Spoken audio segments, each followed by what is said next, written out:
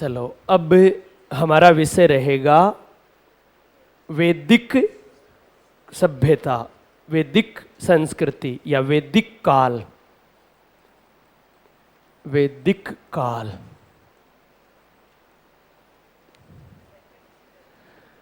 वैदिक काल। पहले देखो, पहली बात, वैदिक सभ्यता के वाहक लोग कौन थे? आर्य। पहली बात ये ध्यान रखनी है, वैदिक सभ्यता के वाहक लोग हैं आर्य। ठीक है। अब ये जो आर्य शब्द है, इस आर्य शब्द का अर्थ होता है श्रेष्ठ या सुसंस्कृत। सुसंस्कृत, तो आर्य शब्द का अर्थ है श्रेष्ठ या सुसंस्कृत। ऋग्वेद में आर्य शब्द का उल्लेख 33 बार हुआ है। अब देखो 33 बार हुआ है, लेकिन पर्टिकुलर अगर किसी एक व्यक्ति का नाम, एक व्यक्ति आर.एस. शर्मा, रामशरण शर्मा, अगर यहां रामशरण शर्मा के अनुसार कितनी बार उल्लेख हुआ है, तो उन्होंने ये कहा है अपने शोध के आधार पर कि ऋग्वेद में कुल 36 बार आर्य शब्द का उल्लेख हुआ है। और ये किसने माना है? रामशरण शर्मा ने माना है। वैसे सामान्यता आपसे पूछे तब कितने आएंगे? 33। तो आप अगर दोनों आ गए तो आप इसको प्रेफर करना। अगर दोनों आ गए तो, हालांकि दोनों आएंगे नहीं, लेकिन दोनों आ गए तो इसको प्रेफर करना। क्यों? क्योंकि इसमें हमारे पास ये किसने कहा है ये आधार नहीं है, और इसका सीधा सा आधार है। बात समझ आ रही है यहां पर? ये बस इस वजह से कि अगर किसी व्यक्ति ने कोट कर दिया, इसका मतलब उस व्यक्ति वाले का हमारे पास आधार रहेगा। हालांकि दोनों अब तक ऐसी स्थिति आई नहीं है। बाय द वे आ जाए तो हम उसको, क्योंकि रामशरण शर्मा मानक लेखक है, तो इसलिए वहां हमारे सामने समस्या नहीं आएगी। बाकी दोनों याद करने हैं आपको, और दोनों की स्थिति आ जाए तब आप 36 बार कर दोगे। बाकी अमूमन 33 बार आता है। ठीक है, शायद कोई दिक्कत नहीं। तो आर्य शब्द का उल्लेख 33 बार हुआ है, लेकिन रामशरण शर्मा के अनुसार कुल कितनी बार हुआ है? 36 बार इस शब्द का उल्लेख हुआ है। ठीक है। अब एक बात ये ध्यान रखनी है कि आर्य शब्द, जो आर्य हैं, वो एक भाषाई समूह है, न कि जातीय समूह है। जैसे हमसे कोई पूछे कि आर्य क्या है, तो आर्य कोई जाति नहीं है, आर्य कोई धर्म नहीं है। बात समझ आ रही है? आर्य क्या है? एक भाषाई समूह है, भारोपीय भाषा।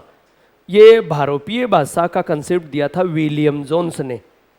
भारतीय भाषाओं और यूरोपीय भाषाओं में सबसे पहले तुलना तो की थी फिलिप सेसिटो ने, लेकिन ये कंसेप्ट भारोपीय भाषा, भारोपीय भाषा का मतलब कि एक, देखो, एक ही भाषा जननी और फिर उससे अलग अलग भाषाएं निकली हैं। जैसे देखो शब्दों में साम्यता देखो, जर्मन और संस्कृत में तो बहुत ज्यादा साम्यता है, लेकिन अंग्रेजी और इसमें भी देख लो आप। जैसे फादर पित्र, वारी वाटर, मदर मात्र। बात समझ आ रही है? देखो कहां अंग्रेजी कहां संस्कृत, लेकिन शब्द सेम आ रहे हैं।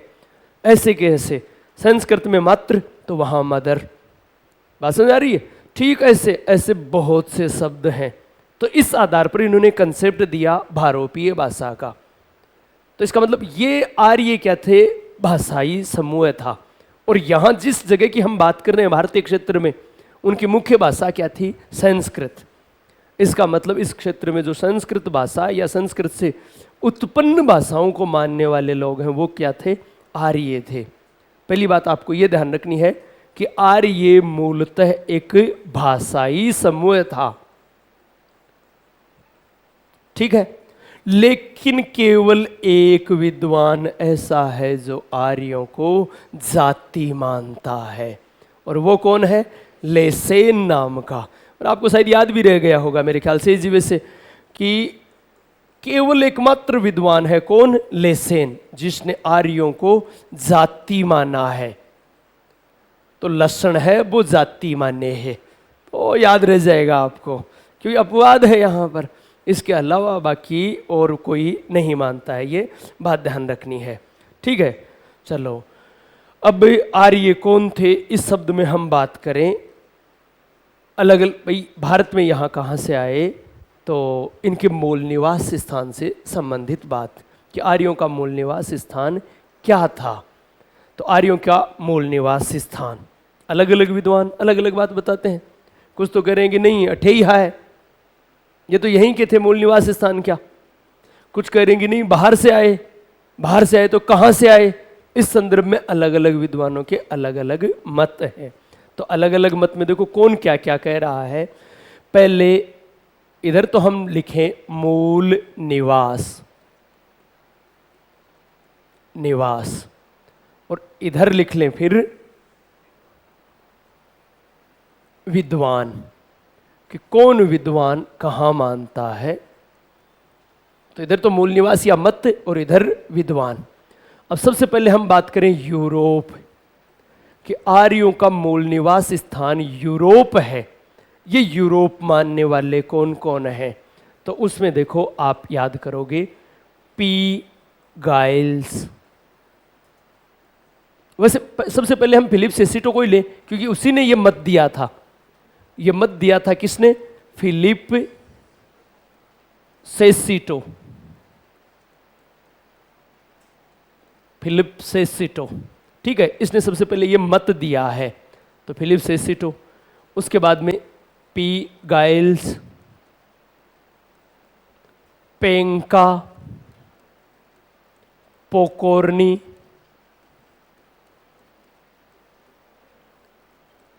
नेहरिंग, और पेंका के साथ एक नाम आता है हर्ट। हर्ट पेंका के साथ है, ये बात भी ध्यान रखना, ठीक है। तो ये विद्वान हैं जो आर्यों का मूल निवास स्थान यूरोप मानते हैं। तो यूरोप कौन कौन मान रहे हैं? फिलिप सेसिटो। सबसे पहले ये भी ध्यान रखना, सबसे पहले ये मत फिलिप सेसिटो ने ही दिया था कि आर्यों का मूल निवास स्थान यूरोप था, ठीक है। और फिर उसके बाद में बाकी के सब समर्थन करने वाले हैं और उसमें अलग अलग जगह बताने वाले हैं कि यूरोप में भी था तो कौन सा क्षेत्र था।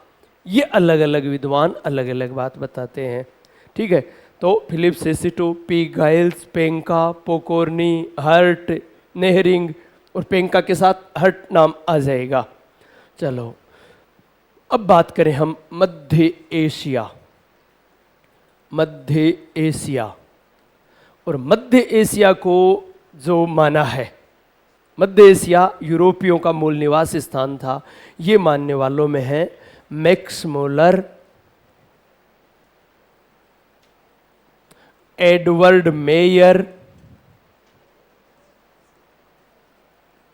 और जे जी रोहड़। जे जी रोड भी नाम आ सकता है, जे जी रोहड़ भी एच साइलेंट हो सकता है, ठीक है। तो ये व्यक्ति मान रहे हैं मध्य एशिया। फिर उसके बाद में सप्त सिंधु प्रदेश, सप्त सिंधु प्रदेश, और सप्त सिंधु प्रदेश कौन मान रहे हैं? संपूर्णानंद, डॉक्टर संपूर्णानंद और अविनाश चंद्र। अविनाश चंद्र ये क्या मान रहे हैं? सप्त सिंधु प्रदेश। फिर उसके बाद में तिब्बत, और तिब्बत कौन मान रहा है? तिब्बत स्वामी दयानंद सरस्वती।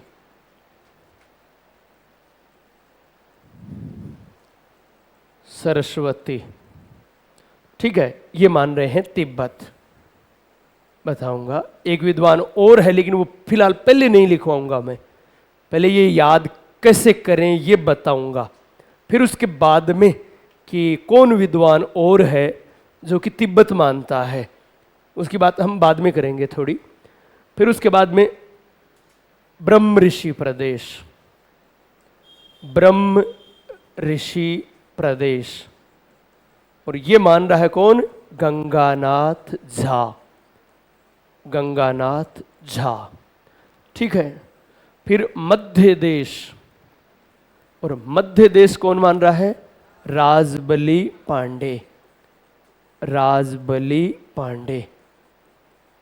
फिर उसके बाद में उत्तरी ध्रुव, और उत्तरी ध्रुव कौन मान रहा है? बाल गंगाधर तिलक। बाल गंगाधर तिलक। आप बताओगे बाल गंगाधर तिलक के पिता का नाम क्या था? हाँ, नाम, क्योंकि इनके पिता का नाम ही है ये गंगाधर, इनका नाम तो केशव था, तो बाल गंगाधर यानी छोट क्यों गंगाधर उनका। तो ये बात भी ध्यान रखना है, अगर बाय द वे कभी ऐसी बात आए तो। ठीक है, तो बाल गंगाधर तिलक उत्तरी ध्रुव है।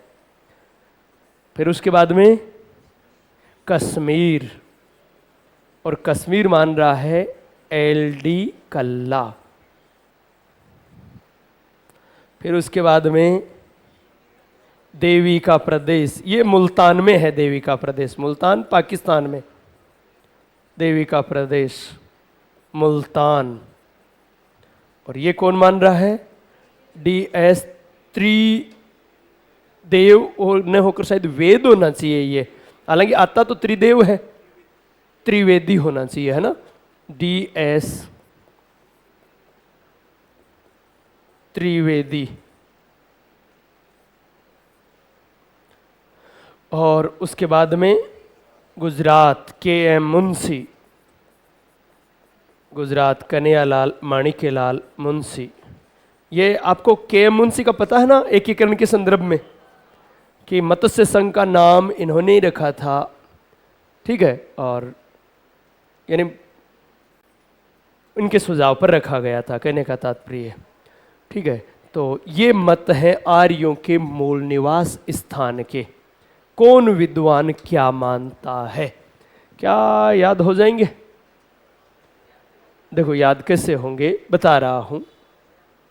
देखो पहले गौर से देखना भाई, बाकी बातें बंद कर दो। यूरोप, पै पर समाप्त हो रहा है ना, तो देखो ये पी पर समाप्त हो रहा है, तो PH फिलिप पी से है ना, P गाइल्स पी से है, पेंका पी से है, पोकोर्नी पी से है, बस एक नेरिंग और हर्ट को छोड़ दो, बाकी सब पीपर है।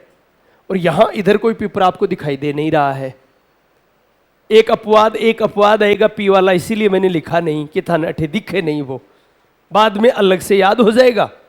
पहले आपको यह ध्यान रखना है कि ये देखो पी वाले ये सभी कहां चले जाएंगे? यूरोप में। एक अपवाद है, उसको बाद में बताऊंगा ताकि याद हो जाए, क्योंकि ऐसा कोई चीज सस्पेंस में होती है वो अलग याद होती है, फिर ऐसा एक नियम है।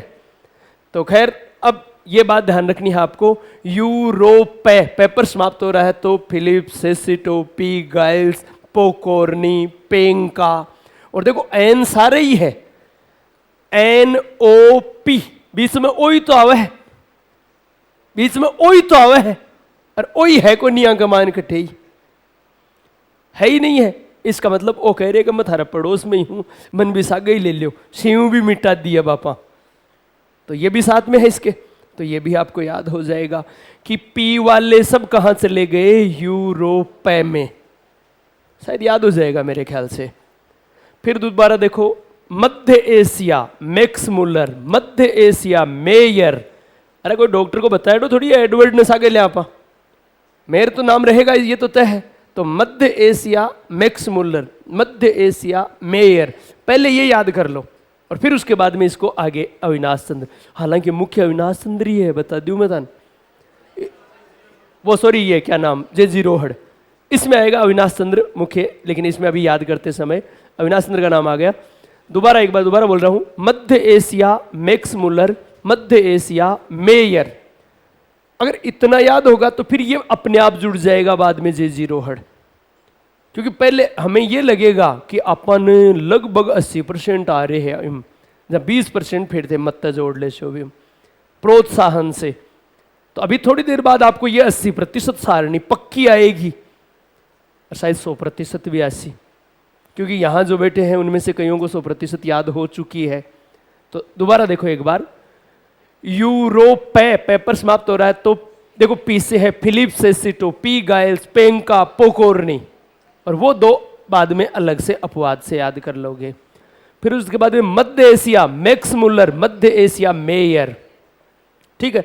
फिर सप्त सिंधु संपूर्णानंद, सप्त सिंधु संपूर्णानंद, याद हो गया शायद, मेरे ख्याल से दिक्कत नहीं रहेगी। अब की बार वाला देखो तिब्बत उल्टा स्वामी दयानंद सरस्वती, ये ती पर समाप्त हो रहा है जना, आपने तिब्बत न ठाऊ ले लो पहली, ये उल्टा चलेगा, स्वामी दयानंद सरस्वती तिब्बत, ऐसे आओ ना, अगर ऐसे नहीं आएगा तो अणु पड़सी आता है भाई, स्वामी दयानंद सरस्वती तो तिब्बत, याद हो जाएगा शायद मेरे ख्याल से, ज्यादा दिक्कत नहीं आएगी। फिर ब्रह्म ऋषि प्रदेश गंगानाथ, जहां आप कहोगे मिल नहीं रहा है, बोलो सोरो मिल रहे हो, तो आपको याद हो तो मैंने बताया था कि ब्रह्म ऋषि प्रदेश कौन सा है, गंगा यमुना वाला प्रदेश, ये तो याद किया था आपने भाई। हमने दो प्रदेश पढ़े थे, ब्रह्मव्रत और ब्रह्म ऋषि। तो ब्रह्मव्रत तो था सरस्वती और दृष्टवती का, एक बार इसको वापस यहां क्लियर कर लो ताकि याद ही हो जाए कि हमारे पास दो प्रदेश हैं, एक है ब्रह्मव्रत और एक है ब्रह्म ऋषि, ब्रह्म ऋषि। अब देखो इसमें यह ध्यान रखना है कि ब्रह्मव्रत तो कौन सा है, सरस्वती और दृष्टवती, सरस्वती और दृष्टवती, और ये कौन सा है ब्रह्म ऋषि, गंगा और यमुना के बीच का क्षेत्र, ठीक है। तो देखो ये दोनों मिक्स तो इसलिए नहीं होंगे कि वह और तय, इसमें भी वह और तय, इसमें भी वह और तय, इसमें किसी में भी नहीं है। तो ब्रह्म ऋषि कौन सा है, गंगा वाला प्रदेश, गंगा और यमुना वाला। तो गंगा वाला प्रदेश कौन मान रहा है, गंगानाथ झा, गंगा वाला, भाई ब्रह्म ऋषि गंगा वाला प्रदेश ही तो है, तो गंगा वाला प्रदेश कौन मान रहा है, गंगानाथ झा। हाँ जी बोलिए। सप्त सिंधु संपूर्णानंद, अभी तो बताया था, अभी आएगा ना, अभी आएगा, थोड़ा सा जल्दी बताएंगे, अभी सप्त सिंधु बिल्कुल बताएंगे, इसमें कोई दो नहीं, क्योंकि पहले अगर मैं एक साथ सब सिंधु बताने लग जाता जना थे अन भूल जाता, याद किया करा, तो इसलिए अभी सब सिंधु आएगा, ठीक है। तो मध्य एशिया ये थोड़ा सा अलग, ये आपको एक बार छोड़ना पड़ेगा, यहां तक कोई दिक्कत नहीं है। ब्रह्म ऋषि यानी गंगा वाला प्रदेश, और गंगा वाला कौन मान रहा है, गंगानाथ झा, याद हो जाएगा सही। फिर एक बार इसको छोड़ो, देखो उत्तरी ध्रुव है, अब आप ये कहोगे देखो कैसे याद रहेगा, बहुत इजी वे से याद रहेगा। बाल गंगाधर तिलक तो हमें पढ़ना ही है भाई, राष्ट्रीय आंदोलन में बाल गंगाधर तिलक पढ़ना है, और बाल गंगाधर तिलक पढ़ना है तो बाल गंगाधर तिलक की सबसे मुख्य पुस्तक है, वो है Arctic home of the Vedas या Arctic home of the Aryans. इस पुस्तक का मतलब है, हिंदी अनुवाद है, आर्यों का घर उत्तरी ध्रुव है। तो ये पुस्तक किसकी है, तो किताब याद कर शो, किताब याद कर शो जना, आर्यों का मूल निवास या घर उत्तरी ध्रुव है, वो मत की को है, दोनों एक साथ हो गए। मतलब आपने तिलक का मत याद किया तो पुस्तक फ्री फोकट में याद हो गई, पुस्तक याद की तो मत फ्री फोकट में याद हो गया कि आर्यों का घर उत्तरी ध्रुव है। यह पुस्तक किसकी है, तिलक की।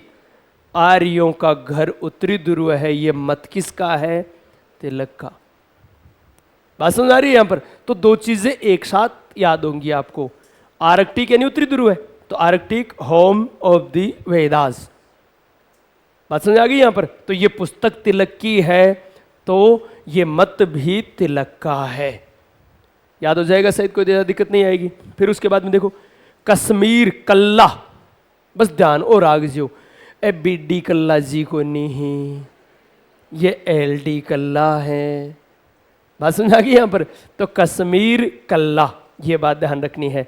फिर देविका, ये देखो डीप से शुरू है, नाम से मुझे पूरा पता नहीं है लेकिन तो याद हो जाएगा। पहले तो क्या है, ये त्रिदेव लिखता था, मैं लिखता था, क्या मिला ही मुझे त्रिदेव ही था, बाद में पता चला कि ये त्रिवेदी है, तो याद करने में ज़्यादा दिक्कत नहीं आती कि देविकार देव या त्रिदेव था।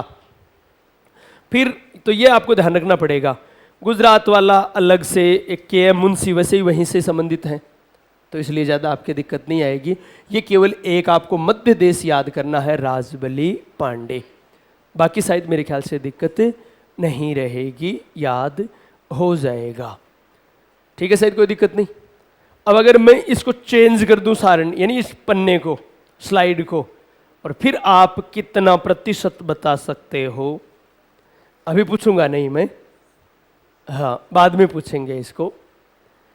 चलो अब हम बात करें अभी कि इनमें सबसे मुख्य सिद्धांत, सर्वमान्य, लगभग हम ये कह सकते हैं कि सप्तसेंधव सिद्धांत वर्तमान में। तो सप्तसेंधव जो प्रदेश है वो कौन सा है? तो सप्तसेंधव प्रदेश 7 नदियों का प्रदेश। अच्छा, उससे पहले थोड़ी सी, जब हम सप्तसेंधव की बात करें उससे पहले कि आर्यों का मूल स्थान यूरोप है, यह सर्वप्रथम मत किसने दिया था? फिलिप सेसिटो ने। फिर फिलिप सेसिटो का समर्थन किसने किया? एशियाटिक सोसाइटी का संस्थापक था विलियम जोन्स। विलियम जोन्स ने एशियाटिक सोसाइटी ऑफ बंगाल की स्थापना की थी। कब? 1784 में। ठीक है, जिसने विभिन्न भारतीय संस्कृत ग्रंथों का अनुवाद किया था, जिनमें अभिज्ञान शाकुंतलम है, श्रीमद् भागवत गीता है, इन पुस्तकों का अनुवाद किया था, बहुत सी पुस्तकों का। ठीक है, तो विलियम जोन्स। अब विलियम जोन्स ने फिर वो भारोपीय भाषा का सिद्धांत दिया था। ये बात ध्यान रखनी है आपको कि भारोपीय भाषा का सिद्धांत किसका है? विलियम जोन्स का। ठीक है, फिर इसके अलावा देखो पेंका और हर्ट, वो नस्ल के आधार पर जर्मन, यूरोप तो मान रहे हैं लेकिन यूरोप में भी किस क्षेत्र को मान रहे हैं? जर्मनी को मान रहे हैं, पेंका और हर्ट। ठीक है, फिर पीगाइल्स है, वो वनस्पति के आधार पर हैंगरी को, डेन्यूब क्षेत्र को मान रहा है, हैंगरी को। और पोकोर्नी, नेहरिंग और चाइल्ड किसको मान रहे हैं? दक्षिणी रूस को मान रहे हैं। बस। और मध्य एशिया का सिद्धांत सबसे पहले रोड ने दिया था। मैंने ये कहा था कि देखो याद कर रहे हैं हम मध्य एशिया में मैक्स मुलर मेयर, लेकिन ये सिद्धांत किसने दिया है? रोहड ने। जाओ याद जैसी हवा आपने कि मध्य एशिया मैक्स मुलर मेयर, ये तो याद वैसे करेंगे, और रोहड ने तो ये सिद्धांत ही दिया है, तो वैसे याद करना पड़ेगा। और जेजी रोड ने मध्य एशिया में कौन सा क्षेत्र माना है? ये बात भी ध्यान रखना, बैक्टीरिया क्षेत्र। ठीक है, बैक्टीरिया मत कर दीजियो, हाँ बैक्टीरिया मध्य एशिया का, तो खड़े बैक्टीरिया जगह हाँ के लिए दहियाड़ा ही वे। चलो खैर, ये बात ध्यान रखना। फिर मैक्स मुलर ने एक ईरानी ग्रंथ है जंदा अवेस्ता, पारसी धर्म का। ठीक है, उसके आधार पर, क्योंकि उसमें ऋग्वेद में बहुत साम्यता है, तो उसके आधार पर ईरान प्रदेश को माना है। इसके अलावा फिर दयानंद सरस्वती ने सत्यार्थ प्रकाश में, और पारजिटर ने history of ancient tradition in India, किसकी पुस्तक है? पारजिटर। तो मैं ये वो पी बता रहा था, पी वाला नाम कौन? पारजिटर।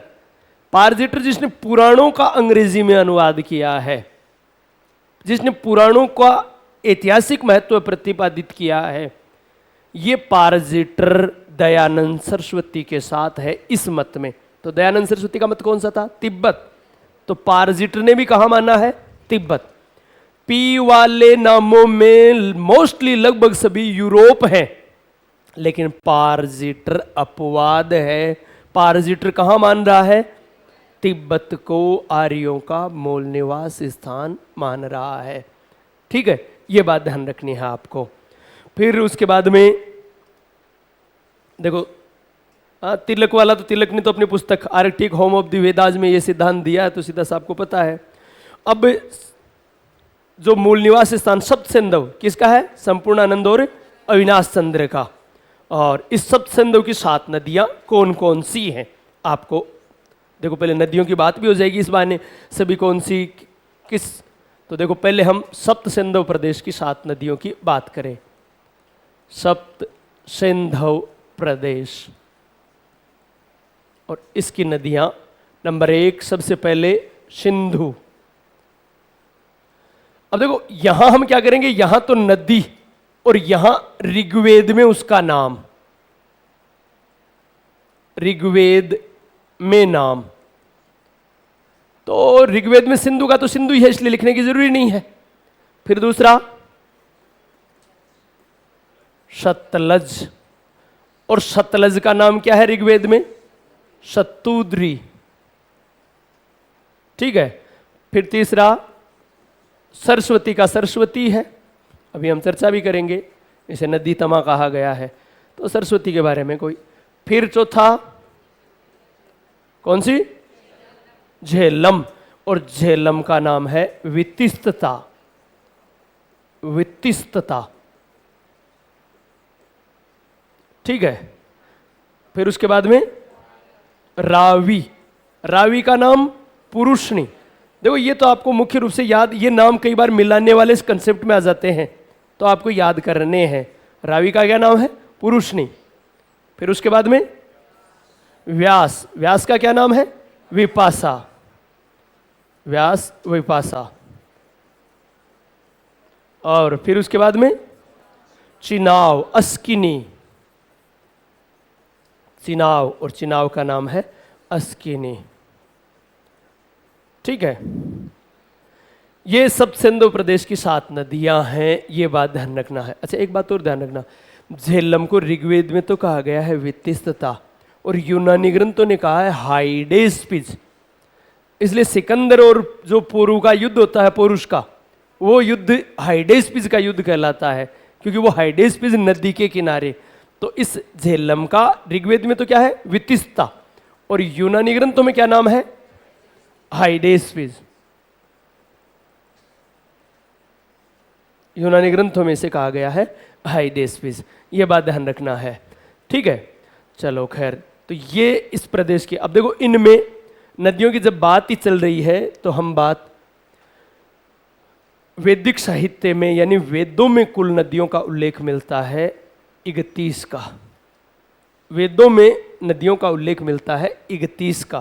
देखो आपको इस रूप में, पहले चारों वेदों में कितने नदियों का? 31 नदियों का। अकेले ऋग्वेद में 25 नदियों का, ठीक है। अकेले ऋग्वेद में कितने नदियों का है? 25। फिर ऋग्वेद में अलग से एक सूक्त है, नदी सूक्त, उस नदी सूक्त में है 21। बाय द वे अगर कभी 21 ना हो तो आप 19 करोगे, लेकिन ये तभी करना है जब 21 ना हो। बात समझ आ रही है? यहां पर ये बात ध्यान रखनी है, तो इसको ये बात भी ध्यान रख लोगे। बाकी आपके रहेंगे नदी सूक्त, यह है नदी सूक्त। नदी सूक्त में 21 और 21 ना हो तो आप करोगे 19, ये बात ध्यान रखनी है, ठीक है। तो मोस्टली ज्यादातर आपसे पूछ सकते हैं ऋग्वेद वाला, ऋग्वेद में कितनी नदियां हैं? 25, ये बात ध्यान रखनी है मुख्य रूप से।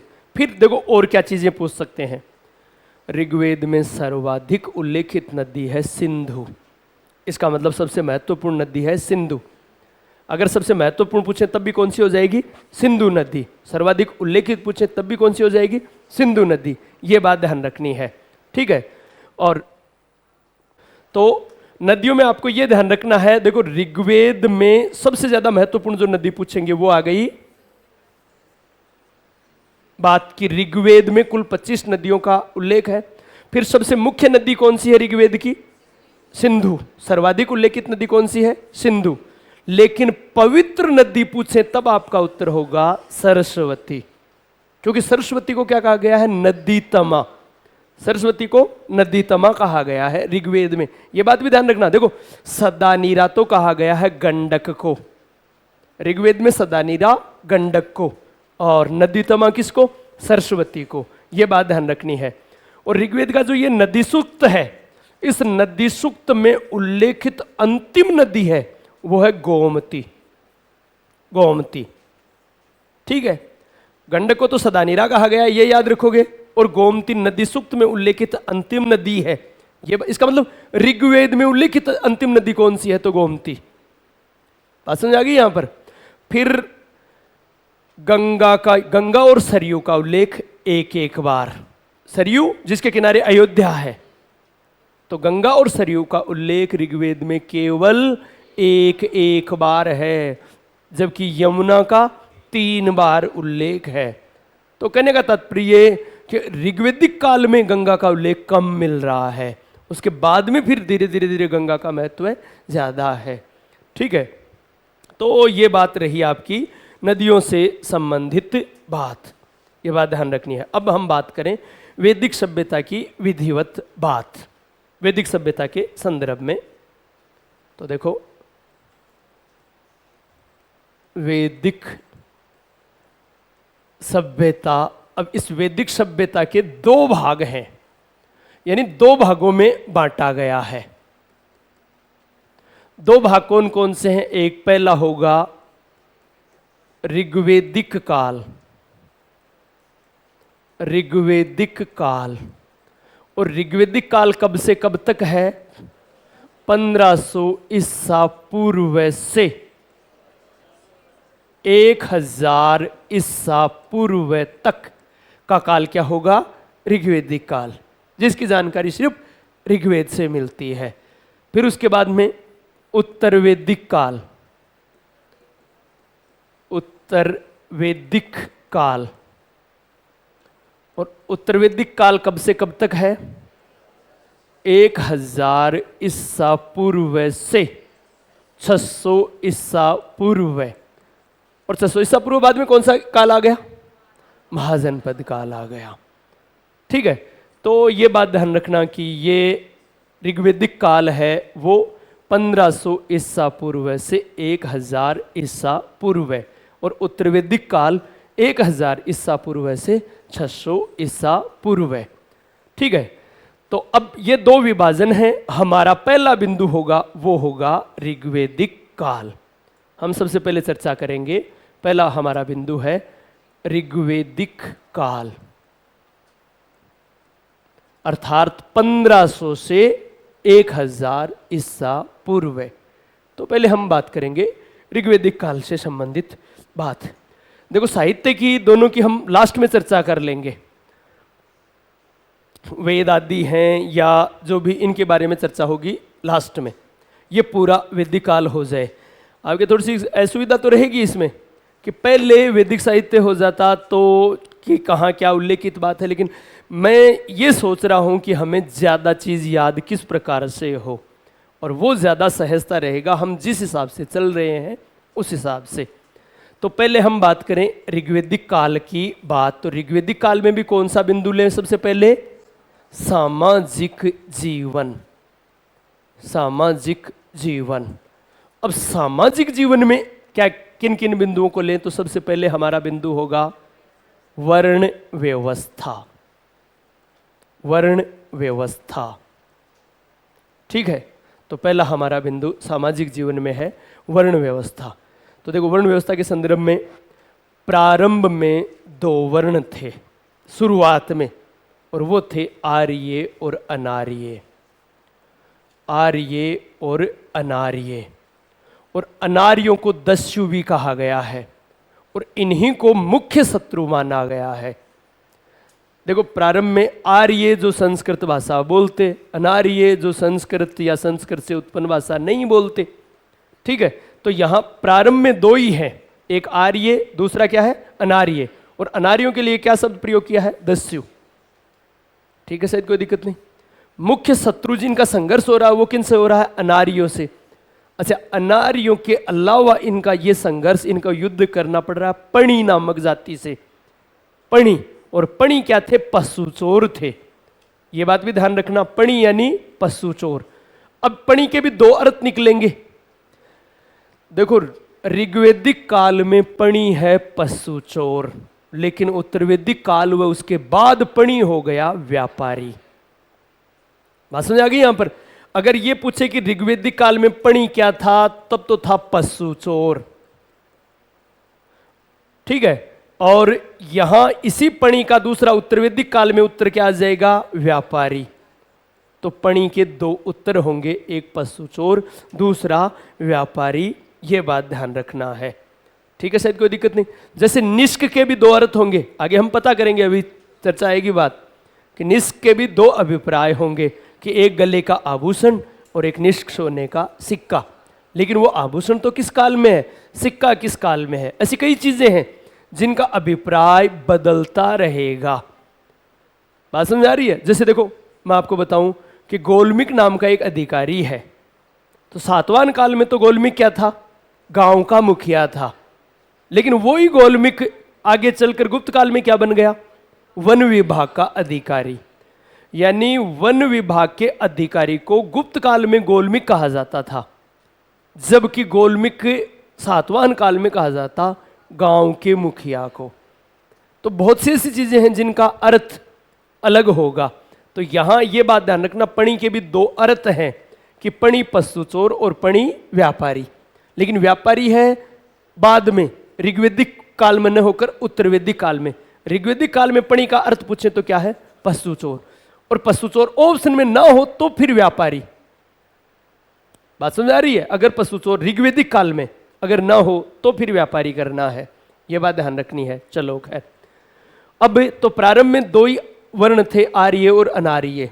कालांतर में 4 वर्ण बन गए, कालांतर में 4 वर्ण बन गए। अब 4 वर्ण कौन कौन से हैं? क्रम से याद करो तो ब्राह्मण, क्षत्रिय, वैश्य और शूद्र। ठीक है, ब्राह्मण, क्षत्रिय, वैश्य और शूद्र, ये 4 वर्ण हैं।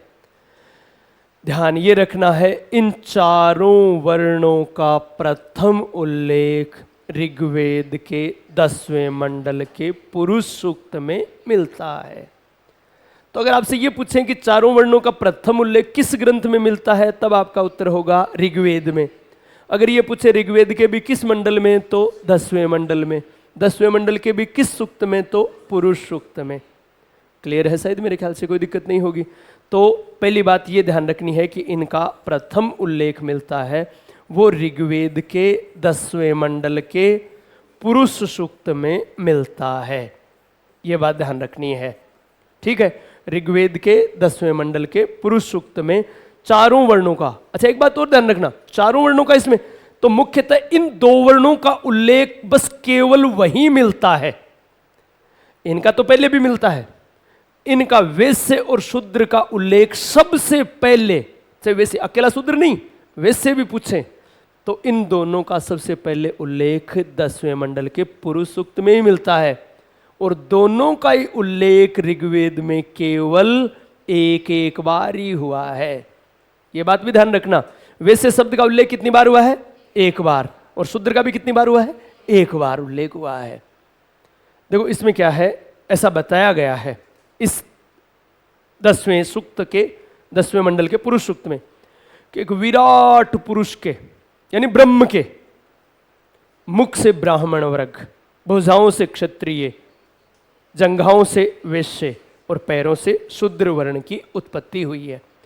तो यहां अगला क्या कर रहा है? आंगिक एकता स्थापित कर रहा है एक दूसरे वर्ण की, कि ये चारों वर्ण मिलकर समाज यानी शरीर रूपी समाज बनता है।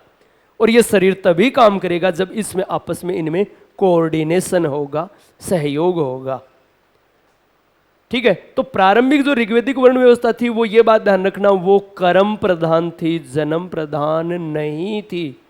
ये बात भी ध्यान रखना, ऋग्वेद की विशेषता क्या है? वर्ण व्यवस्था क्या थी? कर्म प्रधान। ये वर्ण विशेषता, वर्ण की विशेषता है ऋग्वेदिक काल की कि ये कर्म प्रधान थी, कि जो व्यक्ति जैसा कर्म करता वैसा ही उसका वर्ण हो जाता। जैसे 2 भाई थे, देवापी और शांतनु। देवापी पुरोहित का कार्य करता तो वो ब्राह्मण वर्ग में शामिल हो गया, शांतनु राजा बन गया तो वो क्षत्रिय वर्ण में।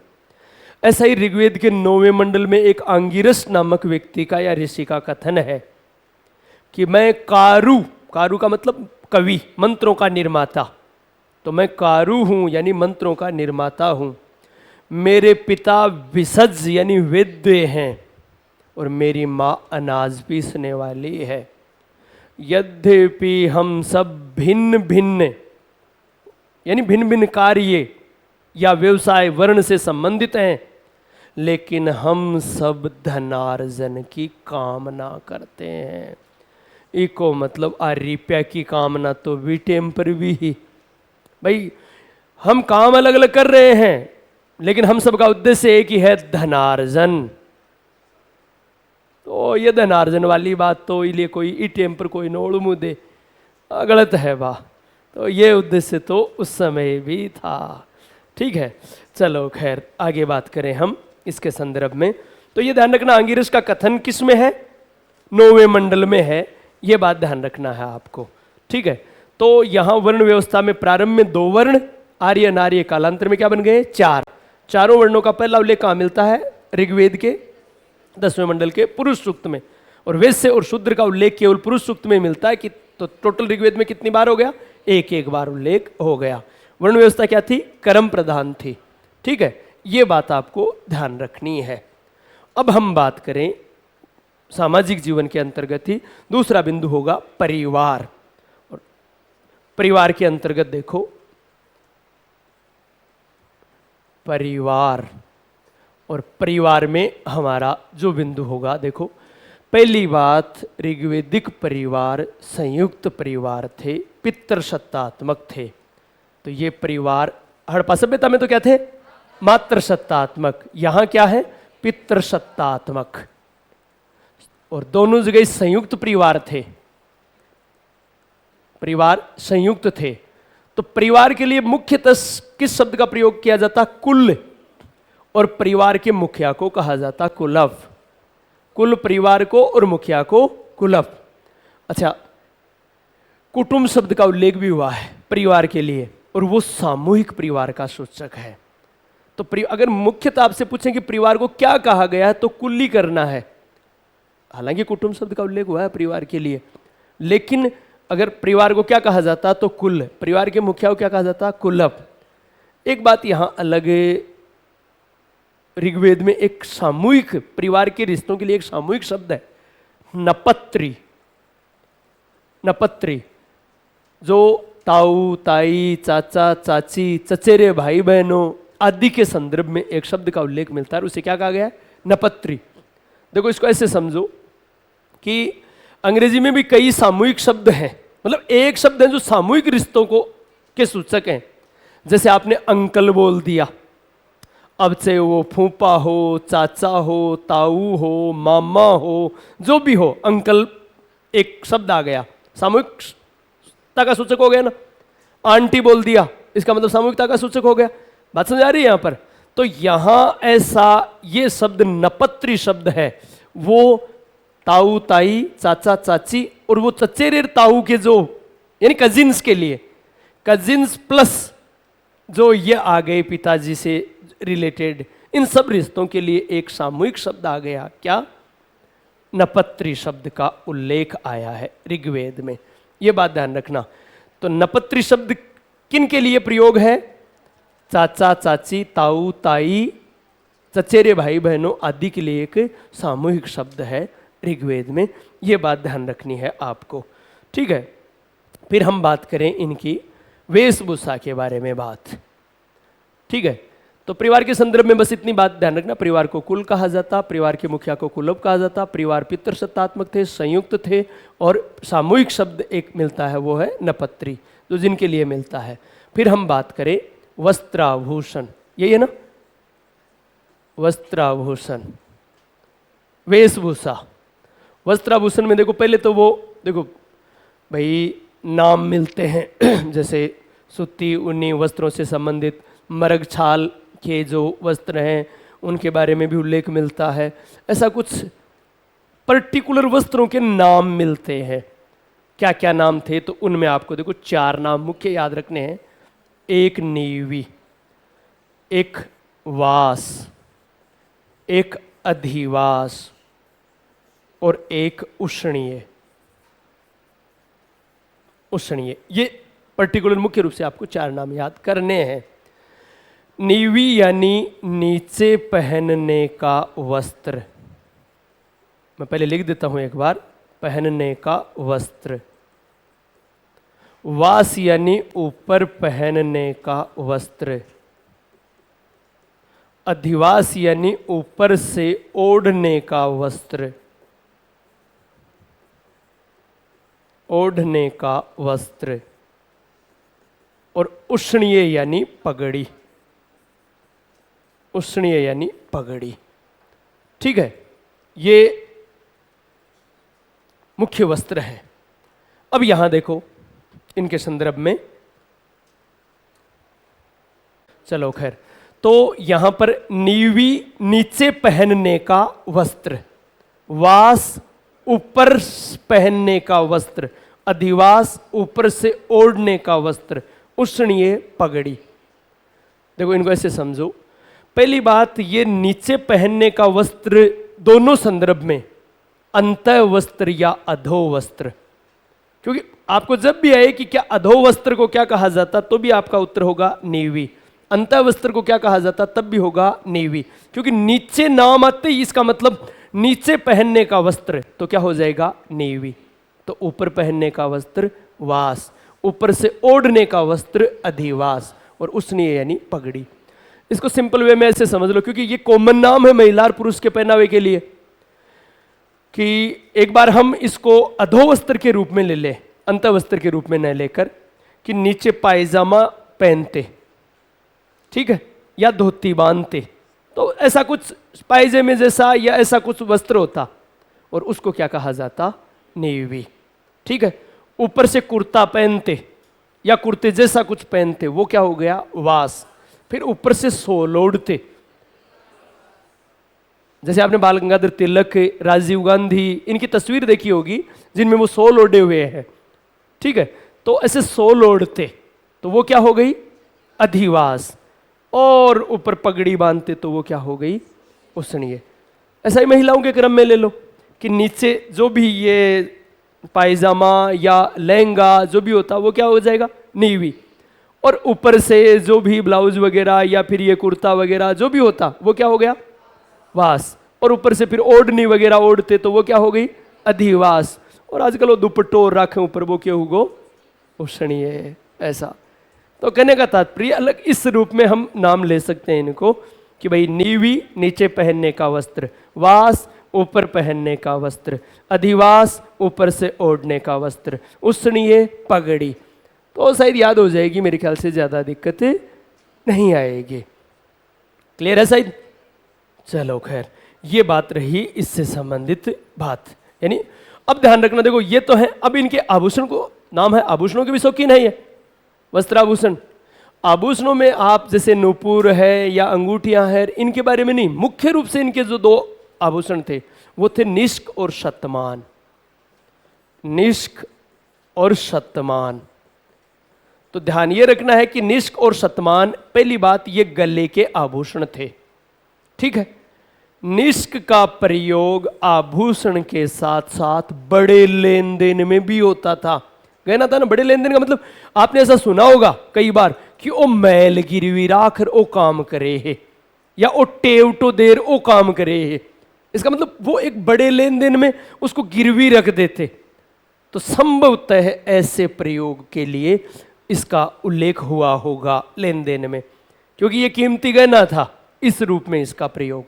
अब ये जो निष्क है, ये बात ध्यान रखना आप कि निष्क ऋग्वेदिक काल में या वैदिक काल में आभूषण है, लेकिन मौर्य काल में ये सोने का सिक्का है, ठीक है। वैदिक काल में ये निष्क गले का आभूषण है, लेकिन मौर्य काल में यही निष्क सोने का सिक्का है। ये बात आपको ध्यान रखनी है, ठीक है। चलो अब हम बात करें, अगला हमारा बिंदु होगा महिलाओं की स्थिति, कि ऋग्वेदिक काल में महिलाओं की स्थिति कैसी थी। महिलाओं की स्थिति, महिलाओं की स्थिति ऋग्वेदिक काल में कैसी हो सकती है? अच्छी थी, ऐसा मानते हैं। जैसे देखो, पहली बात तो ये कि ऋग्वेद के 10वें मंडल में एक वाक्य है, जाय दस्तम, जिसका मतलब है पत्नी ही घर है। तो ये अलग से पूछ लेते हैं कि पत्नी घर है, ये वाक्य कहां है? ऋग्वेद के 10वें मंडल में है, ठीक है।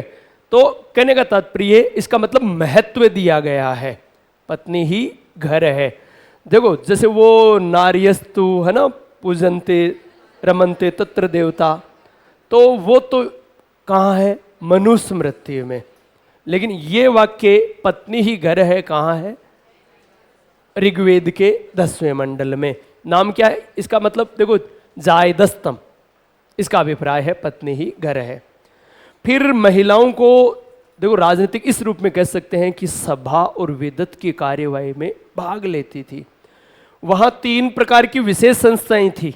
राजा पर अंकुश या राजा की सहायता के लिए 3 प्रकार की संस्था थी, सभा, समिति और विदत। तो उसमें समिति को छोड़ दो, बाकी सभा और विदत की कार्यवाही में महिलाएं भाग लेती थी। तो इस बात का उल्लेख मिलता है किन में? सभा और विदत। विदत की कार्यवाही में महिलाएं भाग लेती थी। ठीक है। महिलाओं को उपनयन और शिक्षा का अधिकार था। उपनयन और शिक्षा का अधिकार था ऋग्वैदिक काल में। तो इस काल की विदुषी महिलाएं कौन कौन सी थी? तो इस काल की विदुषी जो महिलाएं हैं उनमें अपाला, घोषा, लोपामुद्रा, शिक्ता, निवावरी, सच्ची, पुल्लोमी, काक्षावृत्ति,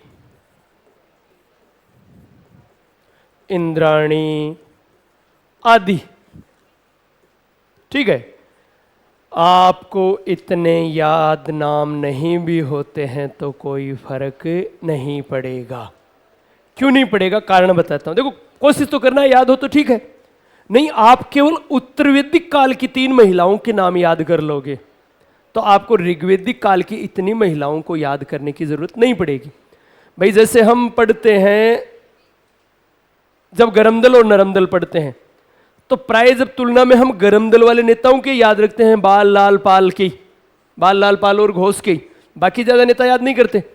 तो वहां क्या है, ठीक वैसे ही कि कौन सा गरमदल का है कौन सा नरमदल का है, वो 4 याद करते हैं तो प्राय हमारा उससे संबंधित प्रश्न सही हो जाता है। तो यहां आप ऋग्वैदिक वाली की बजाय उत्तरवैदिक काल वाली 3 महिलाएं याद करोगे, आगे चर्चा करेंगे हम, वो ज्यादा बेटर रहेगा। कोशिश तो इनको भी याद कर सकते हो आप, बाकी वो 3 याद रह जाती हैं, उनको तो याद करना ही है। और बाकी अगर इनमें भी 3 अगर याद करो तो अपाला, घोषा, लोपामुद्रा, बस इन 3 के याद कर लो। अपाला, घोषा, लोपामुद्रा, इन 3 के बारे में। ठीक है। अभी लोपामुद्रा के संदर्भ में तो शायद चर्चा थोड़ी बहुत कर भी लेंगे हम, आगे देखते हैं। चलो ठीक है। तो ये बात रही विदुषी महिलाओं के संदर्भ में ऋग्वैदिक काल में। अब बात करें हम विवाह। ठीक है। विवाह के संदर्भ में बात करें तो देखो पहली बात,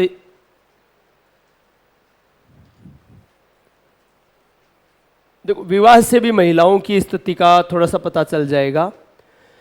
पहली बात, विवाह वयस्क होने पर किया जाता था। वयस्कता का आधार आयु नहीं, बस समझदारी कह सकते हैं हम। तो विवाह वयस्क होने पर किया जाता था, पहली बात ये। इसका पता कैसे चलता है? इसका पता ऐसे चलता है कि विवाह से पूर्व वर और वधु से सहमति ली जाती थी। यानी लड़का और लड़की ने पूछता कि तेरे आज जच्ची कौन जच्ची, या तेरे ओ जच्चो कौन जच्चो। बात समझ आ रही है? जच्चो कौन जच्चो को मतलब भाई पसंद है या नहीं है, ये बात पूछी जाती।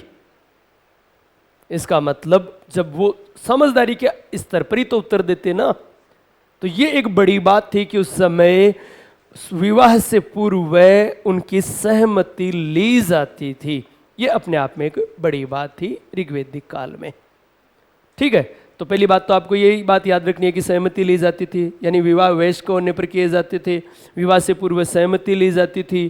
फिर बड़ी बात यह है कि अंतर्वर्णीय और अंतर्जातीय विवाहों का भी प्रचलन था। अंतर्वर्णीय और अंतर्जातीय विवाहों का प्रचलन था। वैसे मोस्टली ब्रह्म विवाही होता, ब्रह्म विवाही होता, और उस ब्रह्म विवाह का उल्लेख ऋग्वेद में ही विवाह सूक्त है, और उस विवाह सूक्त में ही 10वें मंडल के विवाह सूक्त में उसका उल्लेख मिलता है। लेकिन अंतर्वर्णीय और अंतर्जातीय विवाह ये 2 प्रकार के थे। देखो क्या है, अंतर्वर्णीय विवाहों के अंतर्गत एक था अनुलोम विवाह है, अनुलोम, और दूसरा था प्रतिलोम विवाह है। तो अनुलोम विलोम वो बाबा रामदेव वाले नहीं है, ये ये अनुलोम प्रतिलोम है, ठीक है। तो अनुलोम यानी उच्चवर्ण का पुरुष, उच्चवर्ण का पुरुष और निम्न वर्ण की महिला का विवाह है। निम्न वर्ण की महिला का विवाह है, तो वो तो किस में आ गया? अनुलोम विवाह में। प्रतिलोम में उल्टा हो जाएगा, उच्चवर्ण की महिला हो जाएगी। उच्चवर्ण की महिला व निम्न वर्ण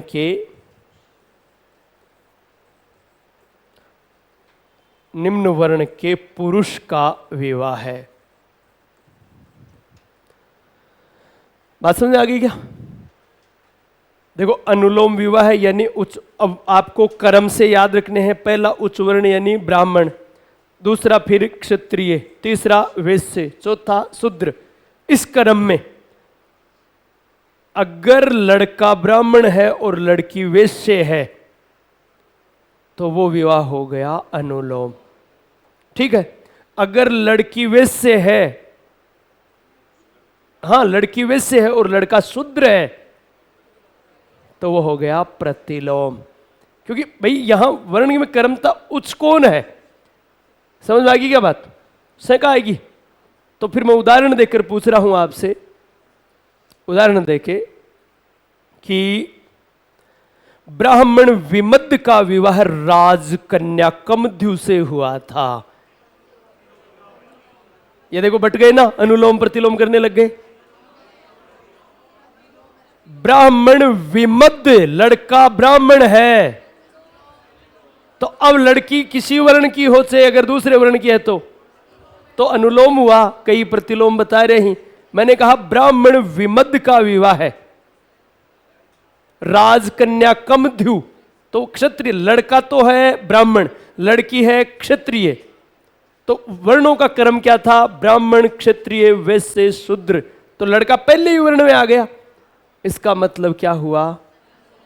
तो पहली बात आपको देखो, अनुलोम विवाह में ये अनुलोम था क्या कि ब्राह्मण विमद, विमद का विवाह है राजकन्या कमध्यु से हुआ। तो ये विवाह कौन सी कैटेगरी में गया? अच्छा चलो आपसे एक विवाह और पूछ लेता हूं मैं। अगस्त्य ऋषि का विवाह है लोपामुद्रा से हुआ था। लोपामुद्रा विदर्भ की राजकुमारी थी, तो अपने आप ही ऋषि है, ब्राह्मण है, तो सीधी सी बात है। ठीक है, चलो अब अगर आपसे ये पूछे महर्षि शुक्राचार्य की पुत्री देवयानी का विवाह राजा ययाति से हुआ था। महर्षि शुक्राचार्य की पुत्री देवयानी का विवाह राजा ययाति। अरे शुक्राचार्य नहीं है, शुक्राचार्य की बेटी ब्राह्मण है तो लड़की ब्राह्मण है, और लड़की ब्राह्मण है इसका मतलब प्रतिलोम हो गया। पूर्व वाक्य न पढ़, पहले आप जज करोगे। देखो भिन्नता आ रही है, ये बात ध्यान रखना। पूरा वाक्य पढ़ोगे और पहले देखोगे लड़की किस वर्ण की है, उसमें लिखोगे। वर्ण लिख लिया, वर्ण के नीचे लिखोगे, नहीं तो ओवर कॉन्फिडेंस में आप गलती करोगे, ये तय है। चारों वर्ण लिखोगे, उनके नीचे अगर ऐसा विवाह आता है कि ये उदाहरण किसका है, तो उस लड़के का नाम वहां पर ले जाओगे जिस वर्ण का है, और लड़की को वहां ले जाओगे जिस वर्ण का है। तो जो पहले आएगा, अगर लड़का पहले आ रहा है, चारों को क्रम से लिखोगे, तब तो हो गया अनुलोम, और लड़की पहले आ रही है तो हो गया प्रतिलोम। जैसे आपने चारों वर्ण लिख लिए, ब्राह्मण, क्षत्रिय, वैश्य, शूद्र, ठीक है। अब यहां अगर आप जिस भी नाम आया कि शुक्राचार्य की पुत्री देवयानी, तो शुक्राचार्य की पुत्री देवयानी, शुक्राचार्य ऋषि हैं, इसका मतलब वो ऋषि है, तो वो आ गई ब्राह्मण में देवयानी। यहां राजा ययाति, राजा ययाति, तो यहां ययाति, राजा ययाति। अब हमें पता चल गया कि ये यहां आ गया, तो इसका मतलब पुरुष दूसरे नंबर पर आ गया। तो अगर उच्चवर्ण का पुरुष होता यहां पहले, तब तो क्या होता? अनुलोम। लेकिन ये तो दूसरे वर्ण में गया, तो उच्चवर्ण की महिला है, उच्चवर्ण की महिला है तो क्या आ गया, ऐसे लिखोगे वहां पर, तब जाकर ये सही होगा। नहीं थारा समझ में तो आएगो, आज तो तय है, समझ में तो आ गया, लेकिन ये समझ में आने के बावजूद भी आप अगर वहां इस चीज को टेली नहीं करोगे तो आपकी दिक्कत होगी, ये तय है, ये बात ध्यान रखनी है। ठीक है, चलो खैर। अच्छा, अंगिरस ऋषि की पुत्री का विवाह असंग से हुआ था, राजा असंग से। भाई सीधा सा देखो, ऋषि की पुत्री अपने आप ही सीधा सा है। अच्छा, अगर आपसे पूछे कालिदास और विद्योत्मा का विवाह है, कालिदास और विद्योत्मा का विवाह, कालिदास ब्राह्मण था, विद्योत्मा राजा की पुत्री थी, तो कालिदास ब्राह्मण है, इसका मतलब अनुलोम है। हालांकि मोस्टली आपके 99% वर्ण दिया हुआ होगा, 99% दिया हुआ होगा, तो आपकी ज़्यादा दिक्कत नहीं आएगी, तो वो लिखोगे आप, नोट करोगे वैसा वहाँ पर।